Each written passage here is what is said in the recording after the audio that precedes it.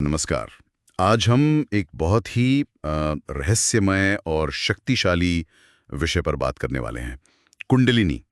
सुना तो बहुत है इसके बारे में, है ना, कि ये हमारे अंदर सोई हुई एक दिव्य ऊर्जा है। और हाँ, आज जो भी हम बात करेंगे वो प्रामाणिक शास्त्रों और जो भरोसेमंद किताबें हैं उन पर आधारित होगी, तो जानकारी बिल्कुल सटीक मिलेगी। तो आज का अपना मिशन है इस कुंडली मारे हुए सर्प जैसी जो ऊर्जा है उसको समझना कि भाई ये है क्या, रहती कहाँ है और इसे जगाने का मतलब क्या होता है। चलो देखते हैं ये असल में है क्या चीज। बिल्कुल। कुंडलिनी ये शब्द ही संस्कृत के कुंडल से बना है, जिसका मतलब होता है कॉइल्ड या कुंडली मारे हुए, लपेटा हुआ।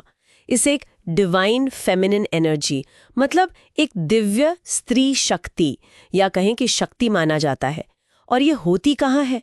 हमारी रीढ़ की हड्डी के बिल्कुल निचले सिरे पर, जो मूलाधार चक्र है ना, वहीं पर एक सोए हुए सांप की तरह, कहते हैं 3.5 फेरे लगाकर यह स्थित है। 3.5 फेरे, इंटरेस्टिंग।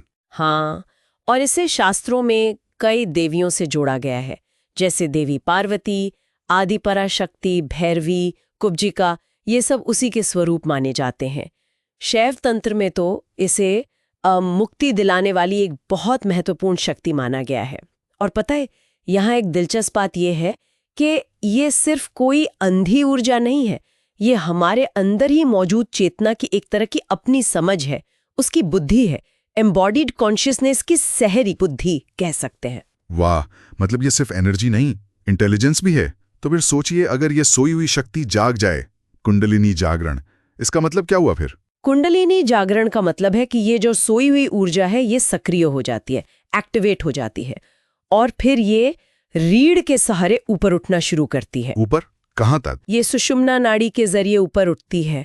सुषुम्ना हमारी रीढ़ के अंदर की मुख्य ऊर्जा नाड़ी है, समझ लीजिए एक चैनल। और ये यात्रा 7 मुख्य ऊर्जा केंद्रों से गुजरती है, जिन्हें हम चक्र कहते हैं। मूलाधार से शुरू होती है ये यात्रा और सिर के सबसे ऊपरी हिस्से पे, जो सहस्त्रार चक्र है, वहां तक जाती है। जैसे सदगुरु कहते हैं ना कि हर इंसान एक जैकपॉट पर बैठा है, बस गलत दिशा में देख रहा है। तो ये कुंडलिनी वही खजाना है ना, हमारा अपना अनटैप्ड पोटेंशियल। और यही बात सच में रोचक हो जाती है कि जब ये ऊर्जा ऊपर उठती है तो होता क्या है? सिर्फ करंट जैसा महसूस होता है या कुछ और भी? नहीं, ये सिर्फ शारीरिक अनुभव बिल्कुल नहीं है। जब ये ऊर्जा ऊपर उठती है तो चेतना का एक बहुत गहरा रूपांतरण होता है। समझ और बोध का स्तर ही बदल जाता है, एक बिल्कुल नई दृष्टि मिलती है, कह सकते हैं। अच्छा, तो फिर इसे जगाते कैसे हैं? क्या कोई स्विच है? स्विच तो नहीं है, लेकिन हाँ, कई तरीके बताए गए हैं। योग की बहुत सी पद्धतियां हैं इसमें, जैसे कि ध्यान, मेडिटेशन जैसे कहते हैं। फिर प्राणायाम, खासकर कुछ विशेष प्राणायाम जैसे नाड़ी शुद्धि, हाँ, वो नाड़ियों को साफ करने के लिए। बिल्कुल। और भस्त्रिका, जो ऊर्जा को तेज करती है। इनके अलावा आसन है, मंत्रों का जाप है, और बंद भी हैं, जैसे मूल बंद, जो ऊर्जा को नीचे की तरफ बहने से रोकता है और ऊपर उठने में मदद करता है। ये सब सहायक हैं।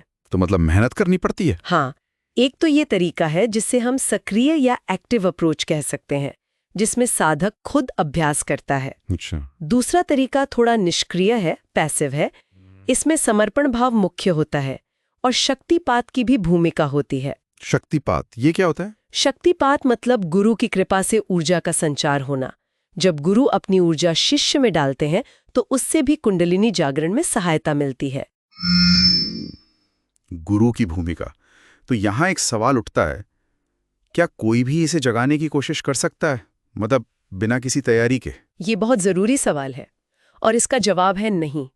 शास्त्रों और जो अनुभवी गुरु हैं वो यही कहते हैं कि बिना सही तैयारी के कुंडलिनी जागरण का प्रयास करना थोड़ा जोखिम भरा हो सकता है। जोखिम?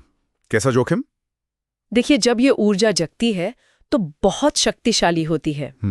अगर हमारा शरीर और खासकर हमारा नर्वस सिस्टम, हमारा नाड़ी तंत्र शुद्ध नहीं है, तैयार नहीं है, तो वो इस बढ़ी हुई ऊर्जा के प्रवाह को संभाल नहीं पाता। इससे फिर मानसिक असंतुलन हो सकता है, बहुत ज्यादा डर लग सकता है, या भ्रम की स्थिति भी पैदा हो सकती है। ओहो, मतलब तैयारी जरूरी है। बिल्कुल, शरीर और मन की शुद्धि जरूरी है। और इसीलिए इस रास्ते पर एक योग्य गुरु का मार्गदर्शन, उनकी कृपा बहुत ही ज्यादा महत्वपूर्ण मानी जाती है। उनके बिना कोशिश करना ठीक नहीं। समझ गया। तो फिर अगर ये इतना ध्यान रखने वाली चीज है तो इसका महत्व क्या है? क्यों करें कोई ये सब? मतलब फायदा क्या है? So what does this all mean? इसका महत्व बहुत गहरा है। कुंडलिनी जागरण का सीधा असर हमारी समझ, हमारे बोध के स्तर पर पड़ता है। आपने शिव जी की तस्वीरें देखी होंगी, उनके सिर पर सांप लिपटा होता है। हाँ बिल्कुल। वो प्रतीक यही दिखाता है कि ऊर्जा अपने सबसे ऊंचे पॉइंट तक, सहस्रार चक्र तक पहुंच गई है। और जब ऐसा होता है तो कहते हैं तीसरी आंख खुल जाती है, यानी आज्ञा चक्र सक्रिय हो जाता है। ये साधारण देखने से परे एक गहरी समझ और ज्ञान का प्रतीक है। समझ का एक नया आयाम खुल जाता है। वाह। और इसके कुछ कॉन्क्रीट फायदे भी होते होंगे रोजमर्रा की जिंदगी में? हाँ, बिल्कुल होते हैं। लाभ तो बहुत सारे हैं, जैसे मानसिक स्पष्टता बढ़ जाती है, मन शांत रहता है, शरीर में बहुत ज्यादा ऊर्जा महसूस होती है, वाइटैलिटी बढ़ जाती है, रचनात्मकता, क्रिएटिविटी खिल उठती है, आत्मज्ञान की तरफ प्रगति तेज हो जाती है। यहाँ तक कि कहते हैं शारीरिक रोगों से भी बचाव होता है और व्यक्ति परमानंद की स्थिति का अनुभव भी कर सकता है। परमानंद? हाँ, असल में ये हमें अपनी उस अपार आंतरिक क्षमता से जोड़ती है जिसका हमें शायद अंदाजा भी नहीं होता कि वो हमारे अंदर है। कमाल है। ये जानकारी तो वाकई बहुत जरूरी है। और ऐसी ही और आध्यात्मिक जानकारियों के लिए हमारे ऑनलाइन पाठशाला चैनल को लाइक, सब्सक्राइब और शेयर करना न भूलें। हाँ, और एक बात और, हमारे स्तोत्र, रंगोली और संगीत से संबंधित ऑनलाइन क्लासेस भी चलती हैं।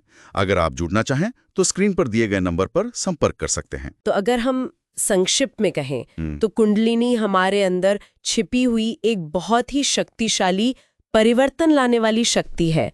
ये सिर्फ योग की कोई मुश्किल सी कॉन्सेप्ट नहीं है, बल्कि ये सच में जीवन को पूरी तरह बदलने की क्षमता रखती है। एक डिवाइन एनर्जी है। ये हमें हमारी जो भौतिक सीमाएं हैं उनसे परे ले जा सकती है, आध्यात्मिक स्वतंत्रता और आत्म साक्षात्कार की ओर। बिल्कुल। और अगर हम इसे थोड़ा और बड़ी पिक्चर में देखें तो ये सोचने पर मजबूर करता है ना कि हमारे अंदर और कौन-कौन सी ऐसी अज्ञात क्षमताएं या ऊर्जाएं हैं जो बस इसी तरह सोई हुई हैं और खोजे जाने का इंतजार कर रही हैं। ये तो सोचने वाली बात है। बहुत गहरा विषय है।